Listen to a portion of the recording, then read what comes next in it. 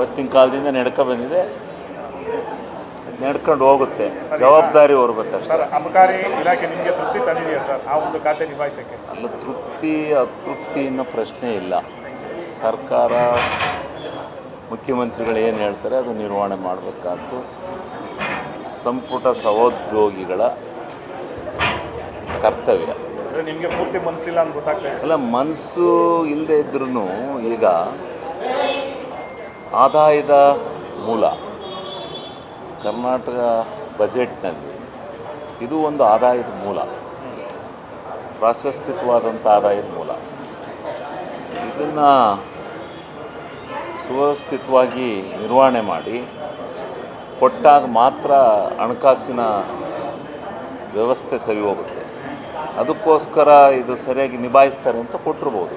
ಹಣಕಾಸಿನ ವ್ಯವಸ್ಥೆಯಲ್ಲಿ ಹಣಕಾಸು ಕ್ರೋಢೀಕರಣ ಸೋರಿಕೆ ಆಗದಂಗೆ ತಡೆಗಟ್ಟಿ ಉತ್ತಮವಾದಂಥ ರೀತಿಯಲ್ಲಿ ನಿರ್ವಹಣೆ ಮಾಡಬೇಕು ಅನ್ನೋ ಉದ್ದೇಶದಿಂದ ಕೊಟ್ಟಿದ್ದಾರೆ ಅಂತ ಕಾಣುತ್ತೆ. ಜವಾಬ್ದಾರಿಯುತವಾಗಿ ಮಾಡೋಣ. ಸರ್, ಆಮೇಲೆ ಹಿಂದೆ ಇದ್ದ ಎಲ್ಲ ಅಬಕಾರಿ ಮಿನಿಸ್ಟರ್ಗಳ ಮೇಲೂ ಕೂಡ ಗಂಭೀರವಾದಂಥ ಭ್ರಷ್ಟಾಚಾರದ ಆರೋಪಗಳಿದೆ. ಎಲ್ಲ ಕಳಂಕ ಹೊತ್ಕೊಂಡೇ ಓದ್ತಿದ್ದಾರೆ ಸರ್. ಅಲ್ಲಿ ಕಳಂಕ ಯಾರು ಹೊತ್ಕೊಂಡೋ ಏನೋ ಬಿಟ್ಟನೋ, ನಾವು ಕಳಂಕ ರಹಿತರಾಗಿ ಕೆಲಸ ಮಾಡ್ತೀವಿ, ಅದರಲ್ಲಿ ಯಾವುದೇ ಅನುಮಾನ ಬೇಡ. ಕಳಂಕ ರಹಿತರಾಗಿ ಕೆಲಸ ಮಾಡ್ತೀವಿ. ಇದು ಇಲಾಖೆನೇ ಅಂಥದ್ದು, ಸಾರ್ವಜನಿಕರ ಇಲಾಖೆ, ದಿನನಿತ್ಯದ ವ್ಯವಸ್ಥೆ ಒಳಗಿರುವಂಥ ಇಲಾಖೆ. ಅದರಿಂದ ಯಾವಾಗಲೂ ದುಡ್ಡಾಡೋ ಇಲಾಖೆ, ಹಣದ ವಹಿವಾಟು ನಡೆಯೋ ಇಲಾಖೆ. ಅದರಿಂದ ಭ್ರಷ್ಟಾಚಾರಗಳು ಹೇಳ್ತಾ ಇರ್ತಾರೆ. ಯಾರು ಆಗದವರು, ಓದೋರು, ಮಾಡಿದವರು, ವೈರಿಗಳು ಎಲ್ಲ ಹೇಳ್ತಾ ಇರ್ತಾರೆ. ಅದಕ್ಕೆ ಮೂಲ ಪ್ರಾಮಾಣಿಕವಾಗಿ ಮಾಡೋಣ. ಸರ್, ಆಮೇಲೆ ಈಗ ನಾಳೆಯಿಂದ ಬಿಡದಿ ಟೌನ್ಶಿಪ್ಪು ಮತ್ತು ಈ ವಾಲ್ಮೀಕಿ ನಿಗಮದ ಹಗರಣ, ನಾಗೇಂದ್ರ ಅವರ ರಾಜೀನಾಮೆ ಇದೆಲ್ಲ ಇಟ್ಕೊಂಡು ಮೊದಲ ದಿನದಿಂದ ಪ್ರತಿಭಟನೆ ಮಾಡೋಕ್ಕೆ ಪ್ಲಾನ್ ಮಾಡಿದ್ದಾರೆ. ಪ್ರತಿಭಟನೆ ವಿರೋಧ ಪಕ್ಷದ ಕರ್ತವ್ಯ, ಮಾಡ್ತಾರೆ. ನಾವು ವಿರೋಧ ಪಕ್ಷದಲ್ಲಿದ್ದಾಗ ಅದನ್ನೇ ಮಾಡ್ತಿದ್ದಲ್ವ. ನಾಗೇಂದ್ರ ರಾಜೀನಾಮೆ ಕೊಡೋ ತನಕ ನಾಗೇಂದ್ರ ರಾಜೀನಾಮೆ ಕೊಡಬೇಕು ಅಂತ ಅನ್ನೋದಾದರೆ ಅವರು ಇನ್ನೂ ಅಪರಾಧಿ ಅಂತ ಪ್ರೂವ್ ಆಗಿದೆ. ಅಪರಾಧಿ ಅಂತೇಳಿ ಶಿಕ್ಷೆ ಆದಮೇಲೆ ಅವ್ರು ರಾಜೀನಾಮೆ ಕೊಡ್ತಾರೆ.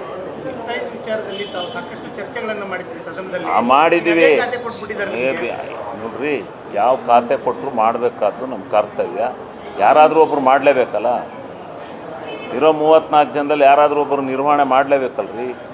ಅದು ಈ ರಾಜ್ಯದ ಸಂಪನ್ಮೂಲನ ಕ್ರೋಢೀಕರಣ ಮಾಡಿ ಈ ರಾಜ್ಯಕ್ಕೆ ಒಳ್ಳೆಯ ಆಡಳಿತ ವ್ಯವಸ್ಥೆ ಕೊಡಬೇಕು, ಹಣಕಾಸಿನ ವ್ಯವಸ್ಥೆ ಸರಿದೂಗಿಸ್ಬೇಕು ಅಂದರೆ ಅದು ಒಂದು ಉತ್ತಮವಾದಂಥ ಖಾತೆ, ಭಾಳ ದೊಡ್ಡ ಖಾತೆ.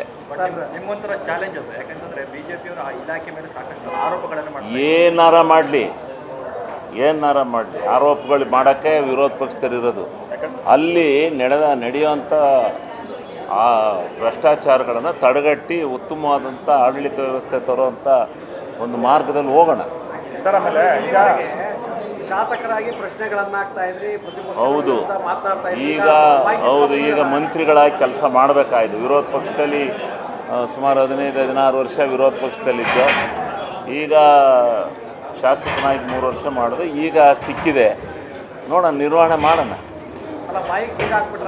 ಬಾಯಿಗೆ ಯಾಕೆ ಬೀಗ ಹಾಕ್ತಾರೆ? ನನ್ನದೇನು ಬಾಯಿ ನಿಲ್ಲಲ್ಲ. ಯಾವುದು ವಿಚಾರ ಇರುತ್ತೆ ತಾತ್ವಿಕವಾದಂಥ ವಿಚಾರ, ಅದಕ್ಕೆಲ್ಲ ಕೂಗಿದ್ದೇ ಇರುತ್ತೆ. ಈಗಲೂ ಅಸರ್ ಪ್ರೀತಿ ಮಾಡ್ತಾರೆ, ಒಳ್ಳೇದಲ್ಲ. ಪ್ರೀತಿ ಮಾಡಿದ್ರೆ ಒಳ್ಳೇದಲ್ಲ. ಸರ್, ಆಮೇಲೆ ಪ್ರಜ್ವಲ್ ರೇವಣ್ಣ ಅವರು ಸರ್ ರತ್ನಗರ ಜೈಲಲ್ಲಿ ಇಟ್ಕೊಂಡ್ರು ಕೂಡ ಆಂಡ್ರಾಯ್ಡ್ ಮೊಬೈಲಲ್ಲಿ ಎಲ್ಲ ವೀಡಿಯೋಗಳು ನೋಡ್ತಿದ್ರಂತೆ. ಈಗ ಅದು ಹೆಂಗಾಗಿದೆ ಏಕಾಗಿದೆ ಅಂತ ನನಗೆ ಗೊತ್ತಿಲ್ಲ. ಆಮೇಲೆ ನಾವೇನಾದ್ರು ಪ್ರತಿಕ್ರಿಯೆ ಮಾಡೋದು, ಅವರು ಈಗಾಗಲೇ ಸಂಕಷ್ಟದಲ್ಲಿದ್ದಾರೆ, ತಪ್ಪು ಮಾಡಿದ್ದಾರೆ, ಸಂಕಷ್ಟದಲ್ಲಿದ್ದಾರೆ. ಅವ್ರಿಗೆ ಮತ್ತೆ ಯಾಕೆ ಮನಸ್ಸಿನ ನೋಯಿಸ? ಜೈಲಲ್ಲಿ ಇಟ್ಕೊಂಡು ಅದೇ ತಪ್ಪನ್ನು ಮಾಡಬಾರ್ದು. ಯಾರೇ ಆಗಲಿ ಸಂವಿಧಾನದ ಬದ್ಧವಾಗಿ ಕಾನೂನುಬದ್ಧವಾಗಿ ಇರಬೇಕಾದ್ದು ನಾಗರಿಕನ ಪ್ರತಿಯೊಬ್ಬನ ಕರ್ತವ್ಯ. ಅದನ್ನು ಮಾಡ್ಕೊಂಡು ಹೋದ್ರೆ ಸಾಕು.